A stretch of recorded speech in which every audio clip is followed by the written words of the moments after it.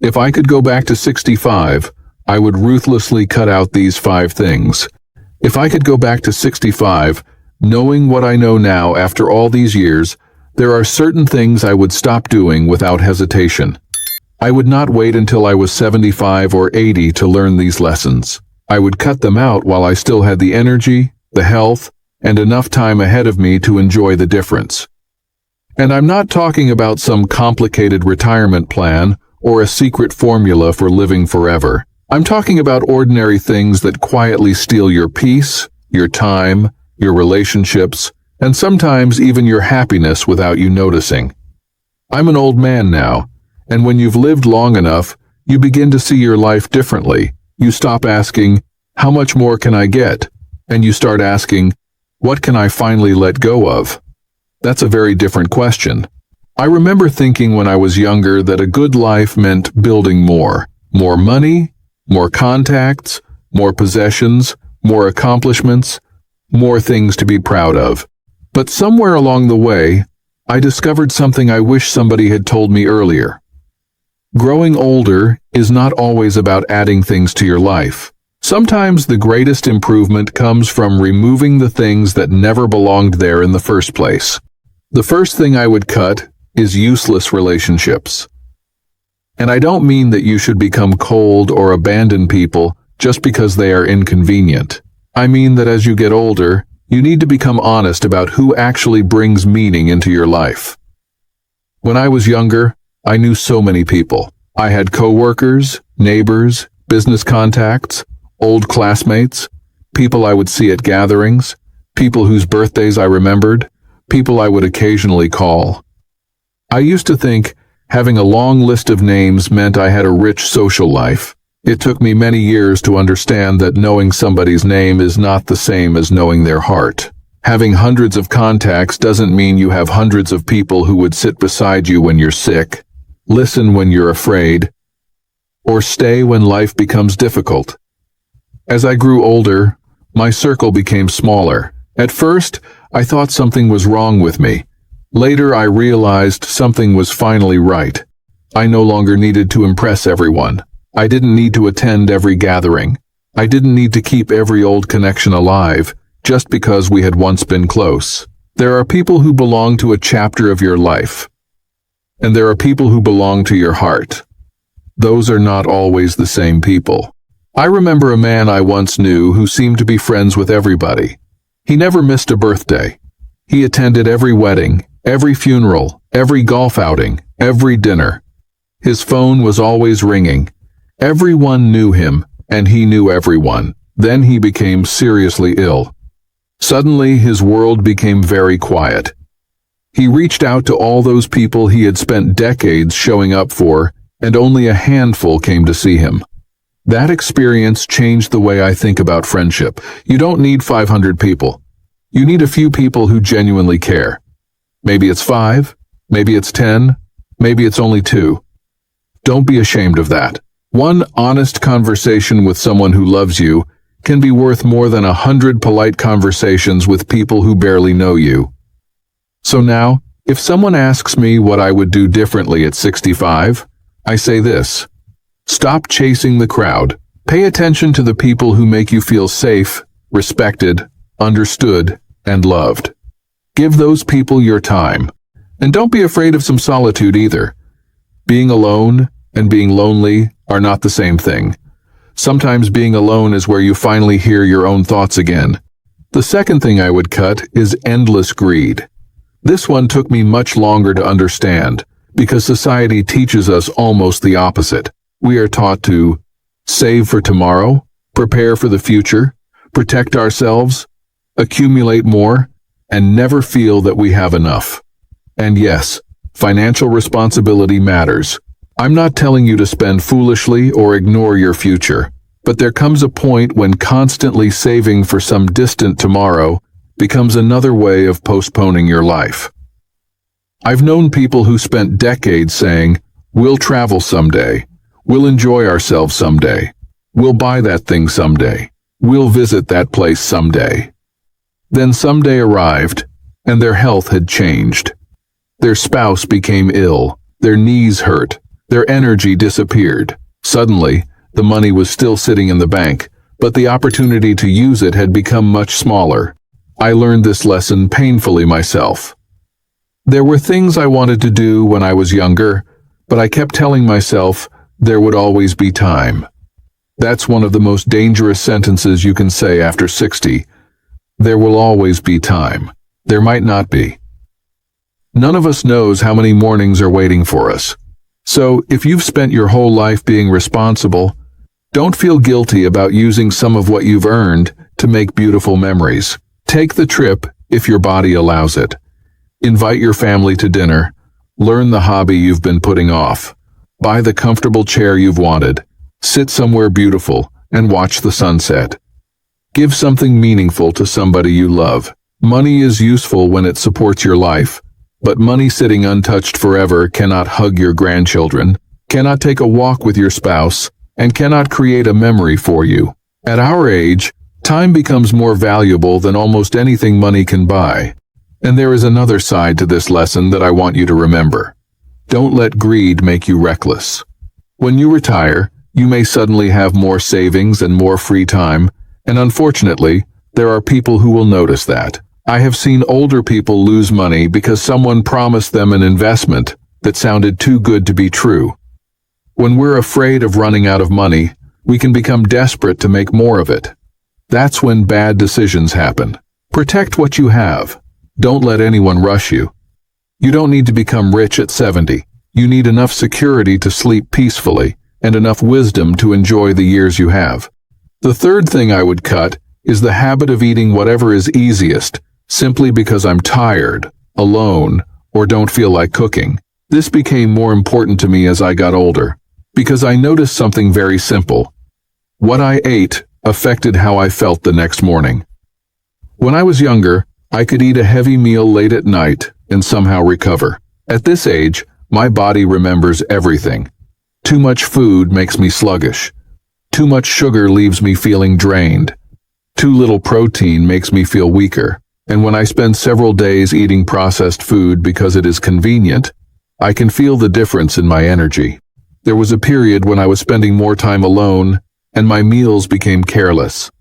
A frozen dinner here, something delivered there, a quick snack instead of a proper meal. I told myself it didn't matter, because I was old anyway. That was the wrong attitude. Getting older is exactly when you should care about giving your body something useful to work with. I started making my meals simpler. Smaller portions, more vegetables, eggs, fish, chicken, beans or tofu for protein, plenty of water, nothing fancy. I stopped thinking that healthy food had to be complicated. Sometimes, a simple home-cooked meal is enough, and I learned not to eat until I felt completely full. I began leaving a little room. I began paying attention to how my body felt instead of eating because the food was sitting in front of me. These may sound like small changes, but small changes repeated for years become a very different life. When you are 65, you may still think you have plenty of strength to spare. Believe me, protect that strength. Muscle, balance, mobility, and energy become precious as the years pass. You don't need to become obsessed with dieting. You simply need to stop treating your body like it has unlimited patience. But there was another habit I had to confront, and this one had nothing to do with food. It had to do with my mouth. The older I became, the more I realized that sometimes the wisest thing an older person can do is say less and listen more. I used to believe that experience gave me the right to tell younger people exactly what they were doing wrong. I thought I was helping. I thought I was passing down wisdom. But eventually, I discovered that wisdom isn't just knowing what to say. Sometimes wisdom is knowing when your words are not needed at all. And that lesson changed more relationships in my life than almost anything else. I had to learn that lesson the hard way. When you're young, you often think older people have too much to say. Then you get old yourself, and suddenly you understand why. You have decades of stories inside you. You have made mistakes. You've seen people make the same mistakes again and again. You know what worked for you, and you naturally want to protect the people you love from pain. But here's the problem. Advice that nobody asked for can feel less like love and more like pressure. I remember times when I would talk to my children or grandchildren and say, "You should do this, you shouldn't do that." When I was your age, I did things differently. I meant well. I truly did. But one day I realized that I was talking so much that I had stopped hearing them. That was a painful realization for an old man. So I started doing something very simple. I began asking questions. And then I stayed quiet long enough to hear the answer. Instead of telling my grandchildren how they should live, I started asking them what they wanted. Instead of correcting every little decision, I tried to understand why they made it. And something beautiful happened. They started talking to me more. Not because I had suddenly become smarter, but because I had become easier to talk to. I learned that people don't always need another lecture. Sometimes they just need somebody who will sit there and listen without judging them. If you're over 60, you have earned the right to share your wisdom, but you haven't earned the right to control somebody else's life. Those are two different things. Speak when your words can help. Stay quiet when your silence can help more. And when you do speak, try encouragement before criticism. Your family may remember the way you made them feel much longer than they remember the advice you gave them. The next thing I would cut from my life is sitting around for too many hours. Retirement can be dangerous in a very quiet way, because suddenly nobody is telling you where you need to be. When I was working, I had to get up. I had somewhere to go. I walked to meetings. I climbed stairs. I carried things. I moved around without thinking about it. Then retirement came, and I discovered how easy it was to sit. I could sit with my coffee, sit and watch the news, sit on the couch, sit and watch another program, sit with my phone, take a nap, then sit again. Before long, half the day had disappeared without my body doing much of anything. At first, I thought rest was what retirement was supposed to be. And yes, rest is important, but there is a difference between resting and becoming inactive. Your body needs movement even when you're no longer working. You don't have to become a marathon runner. You don't need an expensive gym membership. You don't even need to exercise for hours. What you need is to stop allowing the chair to become your permanent home. Take a morning walk. Stand up while you're talking on the phone. Do some housework yourself. Walk around the room during television commercials. Take the stairs when you safely can. Stretch your legs. Work in the garden. Carry your own groceries if you're able. The goal is not to punish your body. The goal is to remind your body that it still has a job to do. I remember meeting an older man who told me he had spent more than a decade on his sofa after retirement. One day he looked back and realized that he had given away years of his life without noticing. He wasn't doing anything terrible. That was the problem. He was simply sitting, watching, waiting, and eventually his strength became so poor that ordinary things became difficult. Climbing stairs was difficult. Walking far was difficult. Carrying something was difficult. He told me, "I thought I was saving my energy. I didn't realize I was losing it." I'll never forget that sentence. So please, if you're listening to me and you spend most of your day sitting, don't wait until your body forces you to change. Start small. 10 minutes of walking is better than 0. 5 minutes of stretching is better than nothing. Movement throughout the day can become a habit, and a habit can protect your independence. There is another thing I would cut, and this one surprised me more than anything else. I would cut my obsession with being perfectly healthy. Now, before you misunderstand me, I'm not telling you to ignore your doctor, skip medical care, or stop taking medication. Please take care of yourself. Get your checkups. Pay attention to serious symptoms. But there is a difference between caring for your health and becoming frightened by every number on a piece of paper. As I got older, I noticed how easy it was to become anxious about blood pressure, cholesterol, blood sugar, heart rate, weight, and every other measurement. You get one number slightly outside the ideal range, and suddenly you feel as if your whole body is failing. But you're not 25 anymore. Your body is going to change. Your joints may not feel the same. Your blood pressure may not look like it did when you were young. Your sleep may change. Your energy may change. That doesn't mean you failed. It means you're human. The question I now ask myself is much simpler. Can I get up? Can I walk? Can I think clearly? Can I enjoy my meal? Can I have a conversation with someone I love? Can I go outside and feel the sun on my face? Can I still do the things that make my life meaningful? Those questions matter too. Health isn't just a number. Health is also the ability to live. And finally, there is one thing I wish I had cut out much earlier than 65. Comparison. If I could remove one invisible habit from my younger self, this might be the one. I wasted so much time looking sideways. Who had more money? Who had a bigger house? Whose children were more successful? Who traveled more? Who retired earlier? Who looked younger? Who seemed happier? It is an endless game, and nobody wins it, because no matter how well you're doing, there will always be somebody who appears to be doing better. I remember going to a reunion years ago.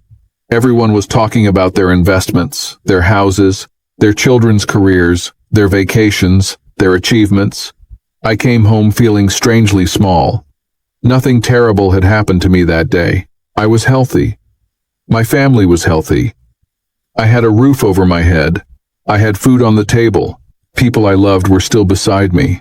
And yet I had allowed a few hours of comparison to make me feel like my life wasn't enough. My wife looked at me and asked, "Why are you looking at everybody else's life instead of looking at your own?"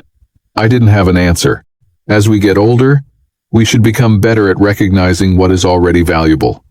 The laugh of a grandchild, a quiet morning, a meal with someone you love, a walk when the weather is pleasant, a phone call from an old friend, a comfortable chair, a good night's sleep.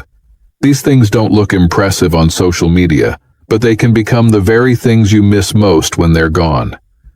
So every night, I've tried to name 3 things I'm grateful for.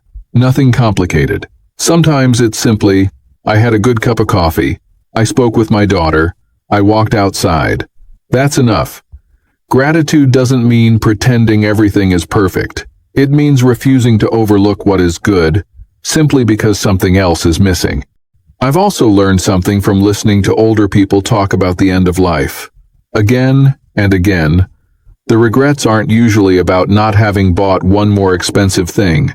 People regret the life they didn't live, the feelings they didn't express, the relationships they allowed to disappear, the years they spent working when they could have been with family, and the happiness they kept postponing. That last one stays with me. Sometimes we act as if happiness is something that must arrive before we're allowed to enjoy our lives. We tell ourselves, I'll be happy when I retire. I'll be happy when I have enough money. I'll be happy when the family problems are solved. Then the years pass. I've come to believe that happiness is often something we have to allow ourselves to notice. Not every day will be wonderful. At my age, I've lost people I loved. I've had disappointments. I've made mistakes I wish I could undo. There are things I cannot change anymore. But I can still choose what I pay attention to today. I can choose to call someone instead of waiting for them to call me. I can choose to take a walk instead of sitting for another hour. I can choose to cook a decent meal.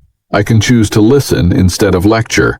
I can choose to spend some money on an experience instead of endlessly protecting it for a future I may never reach. And I can choose to stop measuring my life against somebody else's.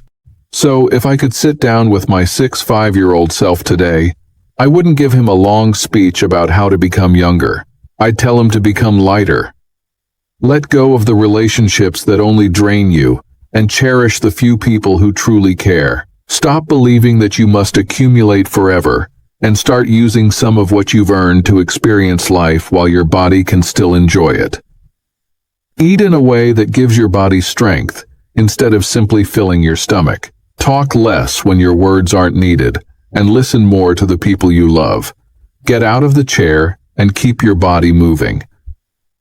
Take care of your health without becoming terrified of every imperfect number. And, above all, stop looking at somebody else's life and deciding that yours isn't enough. Growing older isn't simply about losing things. In many ways, it is about finally understanding what deserves to stay. When you remove the unnecessary, you make room for the meaningful. When you stop chasing everyone, you have more time for the people who matter. When you stop postponing life, ordinary days become precious. When you stop talking so much, you hear things you would have missed. When you move your body, you protect your independence. When you stop obsessing over perfection, you become more peaceful. And when you stop comparing yourself to other people, you finally have the freedom to appreciate the life that is actually yours. If you're over 60 and you're listening to me tonight, please don't think you have to change everything tomorrow morning. You don't. Start with one small thing. Take a 10-minute walk. Cook one simple meal at home. Call one person you genuinely love. Delete one relationship that has been draining your peace. Sit quietly and listen to somebody without interrupting. Write down 3 things you're grateful for before you go to bed. One small decision can become a new habit, and one new habit can change the direction of your remaining years. And remember this: today is not the oldest day of your life. It is the youngest day you have left. Don't spend it wishing you had started sooner. Start now. You still have something to give. You still have people to love. You still have mornings you haven't seen, conversations you haven't had, places you haven't visited, meals you haven't tasted, and ordinary moments that may one day become your most treasured memories. Thank you for spending this time with me. I know there are a lot of places you could be, and I truly appreciate you sitting here and listening to an old man share what life has taught him. I hope something I said stays with you tonight, even if it's just one little thought. Take care of yourself, take care of the people you love, and don't forget to enjoy the life you're already living. I'll see you again soon. Until then, stay well, stay curious, keep moving, and be kind to yourself. Good night, my friend.